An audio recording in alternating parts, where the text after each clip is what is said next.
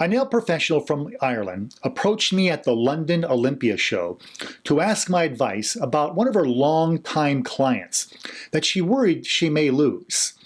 She told me, one of my clients is very afraid of bacteria and getting more afraid all the time. She heard on TV that everything is covered with bacteria, so now she washes her hands 20 times a day, and it's having a bad effect on her skin and her nails. What can I tell her so she won't be afraid, at least so afraid, and stop having nail services? She questions everything I do now, and I'm a stickler about cleaning and disinfection. I told this nail professional that she's right to be concerned. The news media tends to exaggerate these risks and overly frightens the public. In the last 10 years, many have become overly afraid of bacteria, and this frightens many potential clients away from salons since they perceive there's a big danger in salons. The same is true for fungi, or fungi, which many people refer to as fungus. Even their very mention of either of these cause many to worry. The facts are, most bacteria and fungi are not only harmless, most are very beneficial. Very few of them are what we call pathogens, which means very few of them can cause infections in humans. And those that are only become pathogens under unusual circumstances. Now there's something called the microbiota. The microbiota is a term that's used to describe normally occurring microorganisms that live in or on our bodies. And there are a whole lot of them, and they occur naturally.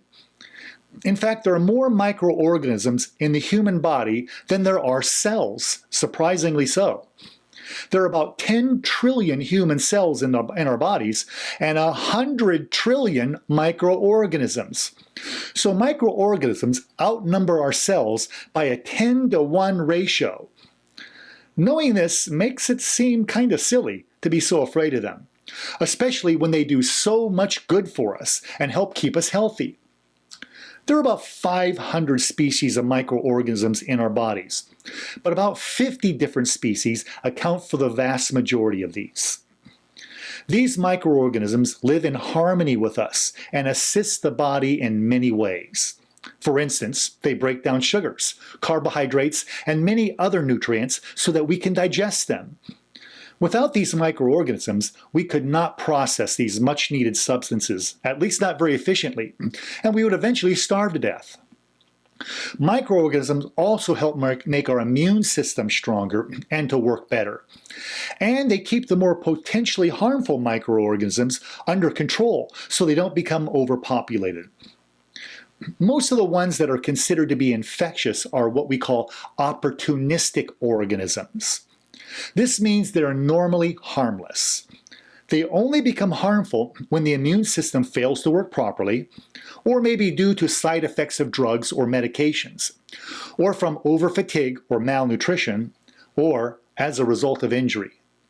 In other words, when an opportunity develops, a few microorganisms can take advantage of the situation and grow and thrive. For example, if the skin is cut or abraded, well, this allows normally harmless bacteria to get past the skin's natural barrier to gain access to tissues where these microorganisms don't normally live. No, they don't burrow or just absorb into our skin to cause infections. And that's important to know. Without the normal controls that keep their populations in check, when bacteria get into damaged skin, they can get out of control, and they may grow to unusually high numbers to cause infections. Most of these infections by pathogens can be prevented by eating well, getting plenty of rest, and avoiding injury to the skin. The skin is a natural barrier between us and the outside world. The skin is designed to keep us healthy and to protect us from nature. That's right, nature is a dangerous place. We don't live there anymore. We don't live in nature, we live away from it. So we tend to forget how dangerous nature can be. Pathogens are natural. Nail salons have some great methods to help protect us from these inherent natural dangers.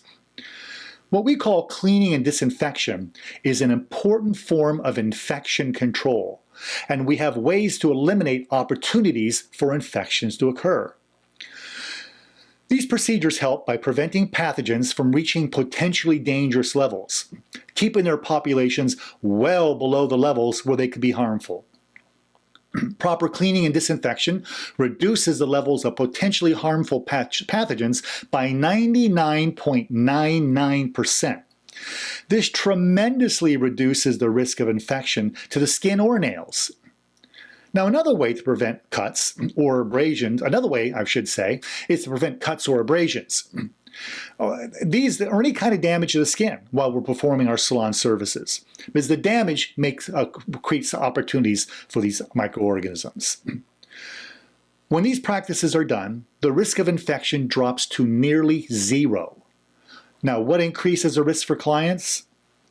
One way to put clients at greater risk is for a nail professional to ignore their responsibility to properly clean and disinfect between each client every time.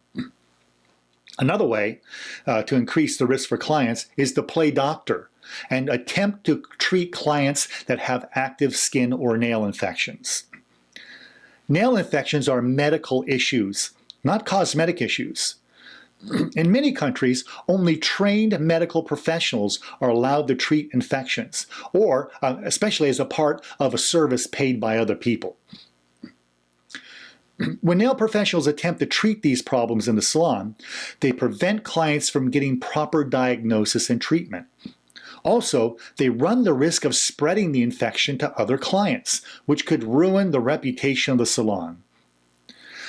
My advice to nail professionals is this. To this nail professional that I spoke to is this. Continue to be a stickler about cleaning and disinfection, and be proud of it. I think that's good advice for all nail professionals. All nail professionals should make sure they're adhering to proper cleaning and disinfection procedures. Never cut living skin, and don't perform services on clients with any type of infection. Always refer them to a medical professional for proper care and treatment. Then let your clients know this is how you do business, and they'll keep coming to you, trusting that they're in good hands. At the end of this episode, I'm going to provide a link to an education update that I wrote about this subject. It's entitled, What to Do About Unhealthy Nail Conditions. Please download this short update and share it with others.